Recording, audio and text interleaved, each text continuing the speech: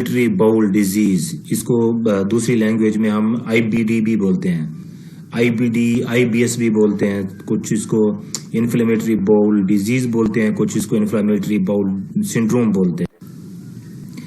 Inflammatory bowel disease an umbrella term used to describe disorders that involve chronic inflammation of the digestive tract।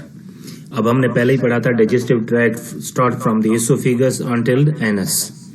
तो ये इस area की, ये जो oesophagus anus का एरिया है, इसकी इन्फ्लेमेशन किसी भी पार्ट में हो जाए तो इसको हम बोलते हैं IBD. Type of IBD include ulcerative colitis and Crohn's disease. अब ये दो चीजें आ गई, अल्सरेटिव कोलाइटिस और क्रोन्स डिजीज। अब हम इन दोनों में डिफरेंशिएट करेंगे। This condition causes long lasting inflammation and source in the innermost lining of the large intestine, Kowloon and rectum. तो ये जो आईबीडी है, बेसिकली इसकी जो इन्फ्लेमेशन है वो ज्यादा अरसे तक रहती है।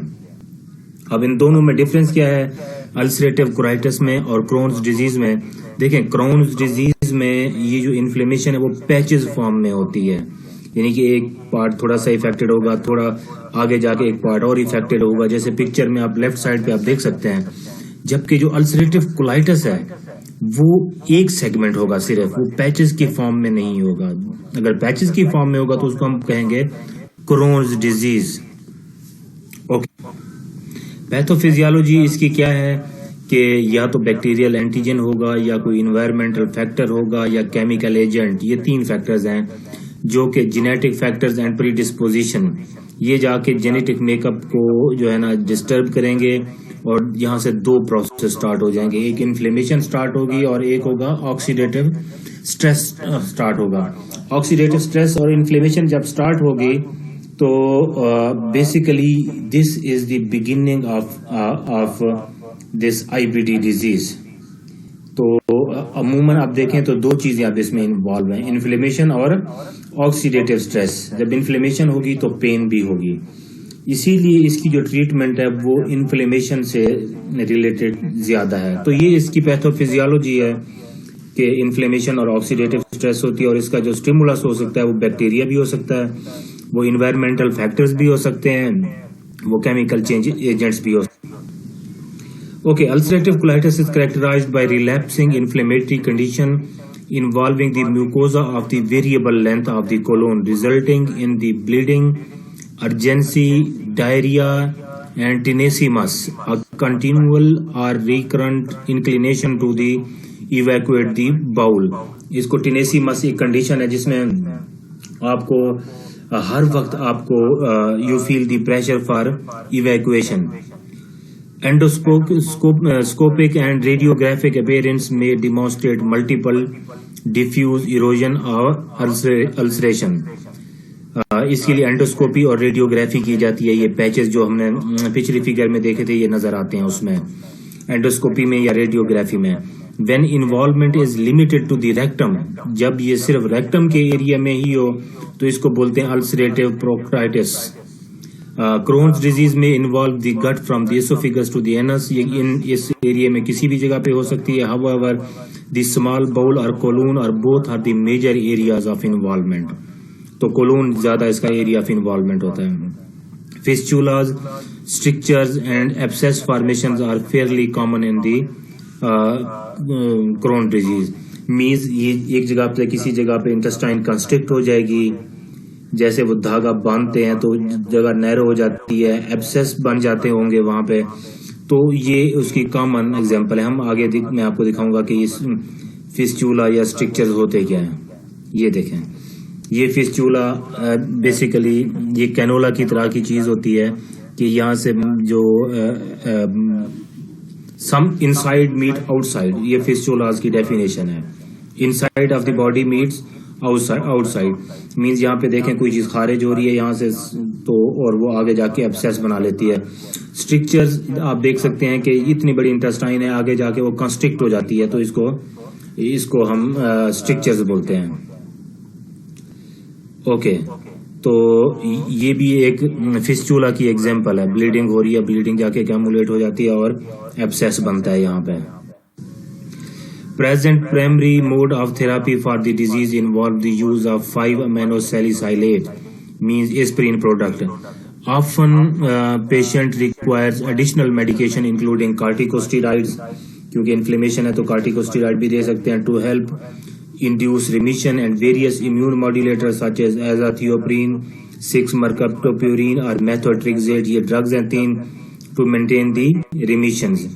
In Crohn's disease, certain antibiotics such as metronidazole and ciprofloxacin and infliximab, ये basically TNF alpha inhibitor है, and anti-tumor necrosis factor TNF alpha antibody also have been used. तो Crohn's disease की जो ट्रीटमेंट है उसमें ये 3 चीजें आ जाती हैं, metronidazole फ्लेजल, ciprofloxacin और infliximab, ये ड्रग्स यूज की जाती हैं Crohn's डिजीज की ट्रीटमेंट.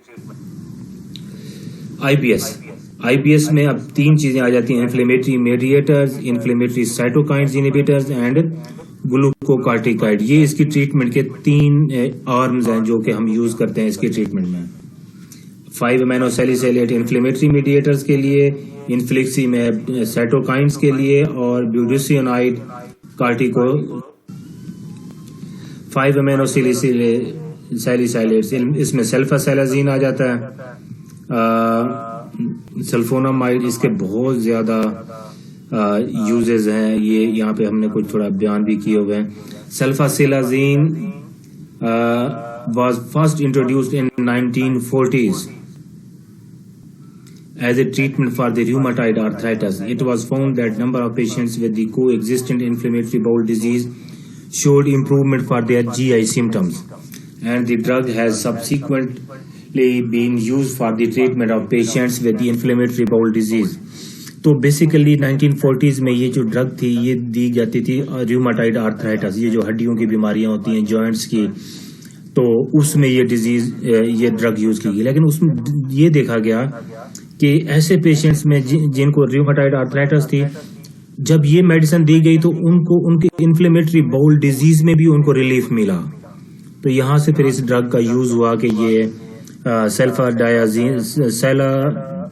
सल्फासेलाजीन जो है ये हम इसको आईबीडी में दे सकते हैं.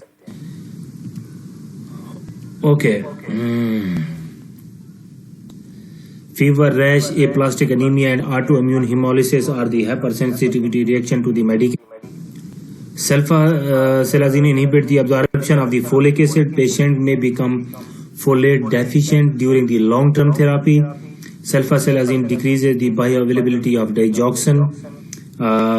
Cholestyramine reduces the metabolism of sulfasalazine. Sulfasalazine causes a reversible decrease in the sperm count.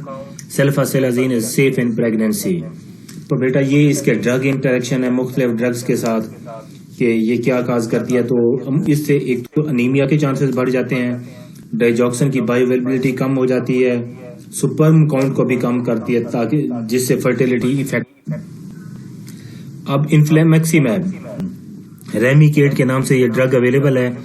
ये TNF अल्फा इनहिबिटर है. Is an inflammatory cytokines thought to have a contributory role in producing chronic inflammation in disease, including Crohn's disease and rheumatoid arthritis. Responses occurs within the 2 weeks of an infusion, and significant clinical responses were reported in 50 to 80% of the patients in the initial trials with infliximab. तो ये जो infliximab है drug रेमिकेट के नाम से, ये injection form में लगाई जाती है. शेरिंग कंपनी, शेरिंग प्लो. तो 2 हफ्तों एक ट्रीटमेंट देने के 2 हफ्ते के बाद रिस्पॉन्सेज आना शुरू हो जाते हैं, और 50 to 80% पेशेंट्स जो है ना इससे रिस्पॉन्ड करते हैं इस ट्रीटमेंट को.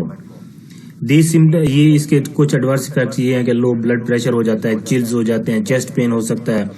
These symptoms are generally temporary and often respond to the decrease in infusion. अच्छा, तीसरी जो ड्रग है हमारे पास वो ब्यूटेशिनाइड, ये स्टीरॉइड्स हो गया. हमने कहा था 3 है, एक ASA सल्फासेलाजीन ट्रीटमेंट, दूसरी हमने कहा था इसमें TNF अल्फा इनहिबिटर, और तीसरी हमने कहा था budesonides. Recently budesonide has been approved for the treatment of mildly to moderate active Crohn's disease involving the ileum or ascending colon.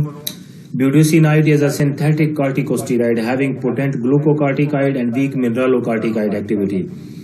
जो मिनरलोकॉर्टिकॉइड्स होते हैं बेटा वो इन्फ्लेमेशन में उनका रोल बड़ा मिनिमम होता है, जो ग्लूकोकॉर्टिकॉइड्स होते हैं उनका इन्फ्लेमेशन में रोल होता है. In standard in vitro and animal models budesonide has an approximately 200-fold higher affinity for glucocorticoid receptor and 1000-fold higher topical anti-inflammatory potency than the cortisol.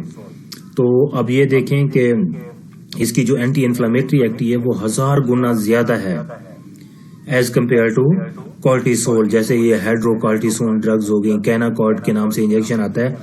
तो ये जो budesonide इंजेक्शन है इसकी जो एफिकेसी है वो 1000 गुना ज्यादा है as compare to cortisol. While budesonide is well absorbed from the GIT tract and its oral bioavailability is low about 10%. हम ये कहते हैं कि ये जो ड्रग्स हैं ये स्टेरॉइडल ड्रग्स जो होती हैं ये स्टोमक में डिग्रेड हो जाती हैं, तो इसीलिए इसकी बायो अवेलेबिलिटी 10% है. Primarily because of extensive first pass metabolism in the liver. इसका लिवर के अंदर फर्स्ट पास मेटाबॉलिज्म होता है इसका. तो budesonides भी यूज किए जाते हैं, ये इंजेक्टेबल फॉर्म में और ओरल इनहेलर फॉर्म में यूज किए जाते हैं.